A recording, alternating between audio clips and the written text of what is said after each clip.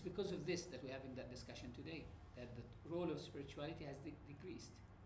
There is another reason why we're having this discussion, that spirituality has become defined or redefined as psychological treatment or programs of overcoming trauma, for example. So nowadays, when people talk about a spiritual path or spiritual wayfaring, it's about, I want to feel good. There is something that I'm missing. Such that we have spirituality that's completely divorced from Allah. You have programs that make you feel good and spiritual, right? Spiritual, but you don't have to be religious. Actually, you don't have to be even a believer of any religion, right? Some people today, atheists, they want or they have spirituality that serves the person who's an atheist. So there is a need, because of that, there is a need, this confusion, this redefinition, this reduction of the role of the spirit that requires us to look back into spiritual wayfaring and in an artificial age. So the first term that is in today's talk is spiritual. What do we mean? What do we mean when we say a spiritual? We mean by spiritual a recognition that human beings are composed of something beyond just a mere body.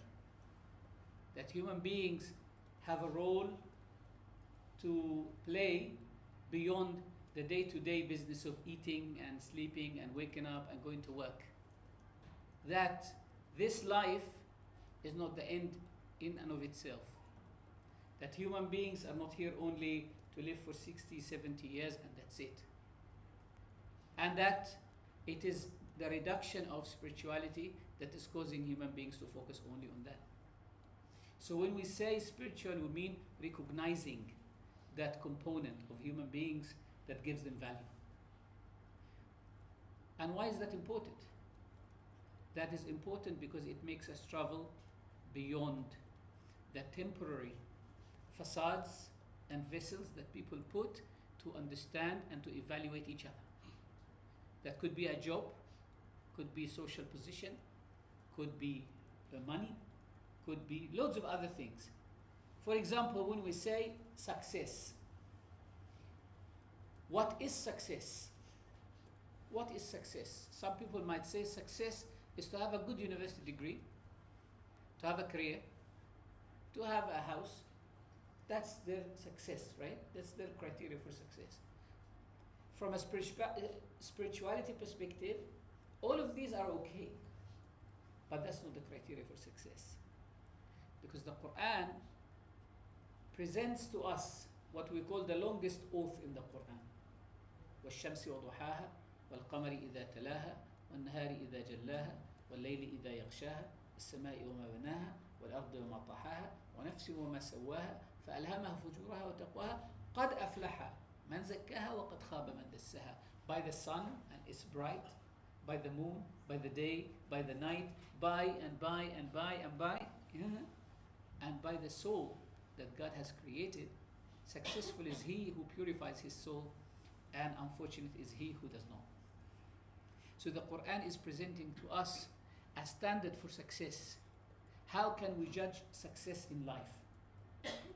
How do we identify a person who's successful? And that means in this modern age, our understanding of success has shifted, and we need to realign that. To say that the one whose spirit has succeeded in understanding the meaning of life, even if they are, by the means or by the standards of people, look not successful, look unsuccessful, they are the ones who are successful, really successful. And why is that necessary now? Because people have tried multiple means of success and happiness, and it doesn't work. They are unhappy. So those who have a job, if you dig deep into their life, if you scratch beyond the surface, you will discover that they are discontented.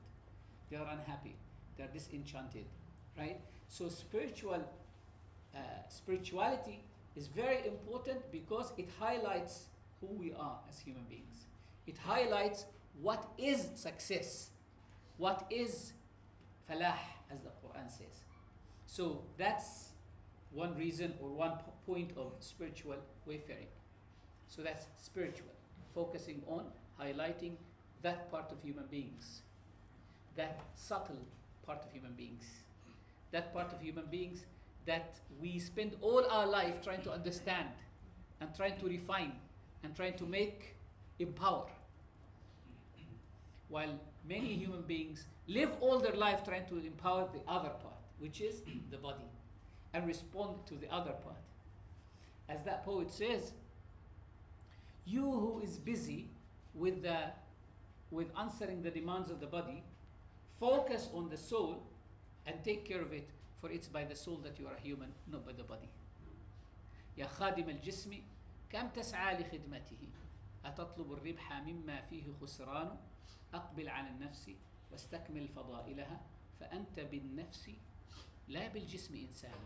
O you who is serving the body, do you seek gain from something that is going to decay?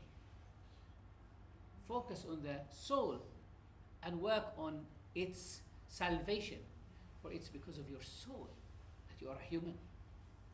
As for the body, as for the abilities of fulfilling your desires, definitely animals are better than you in fulfilling their desires, bigger than you, more powerful than you. It is that soul that Allah subhanahu wa ta'ala has deposited. It's the most precious thing in you. Why? Because it's a breath, what we call nafas rahmani. It's a divine breath. And because it's a divine breath, we do not know the nature of it. Some ulama said Allah subhanahu wa ta'ala deprived us of knowing the reality of the soul because human beings are inquisitive. And if we were to know the reality of the soul, what is next to that is divinity. So we'll ask about the nature of divinity. So Allah subhanahu wa ta'ala banned you from that by saying, even your own soul that is in between your sides, you don't know what it is. Some abiyat, some lines of poetry attributed to Imam al-Ghazali, well, that's arguable as well. It goes like this: قل لمن يفهم عني ما أقول خفض القول فذا شرح يطول أنت لا تعلم إياك ولا تدري من أنت ولا كيف الوصول. Say to the one who understands what I say, خفض القول, relax, فذا شرح يطول. This is a long, winded matter. أنت لا تعلم إياك. You do not know yourself. ولا تدري من أنت. You do not know who you are.